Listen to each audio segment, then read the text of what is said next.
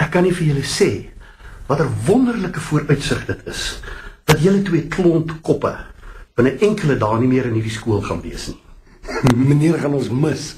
Ek weet, ek gaan vir meneer mis.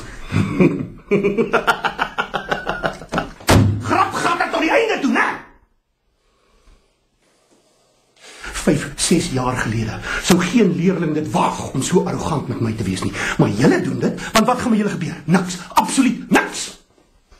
Dit is onmoontlik om dissipline in 'n hoërskool te handhaaf sonder 'n rotting. Want al hoe twee ongepoetste wetters soos julle leer, is wanneer julle dit voel, wanneer julle gatte brand. Wanneer julle pink, pysieboude, pimpel en pers gemoer is, sodat julle nie sonder polsende pyn kan sit, poep ons kyk nie. Wanneer ek nog niks aan julle doen nie, want julle het mos menseregte. Al wat ek eintlik kan doen, is om met julle mooi te praat, om julle te probeer oortuig, om julle self beter te gedra. Hoe die fuck doen 'n mens dit?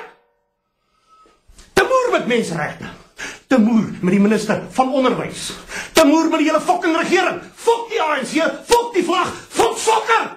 En fok julle twee, fok of uit my kantoor uit. Nou, hey.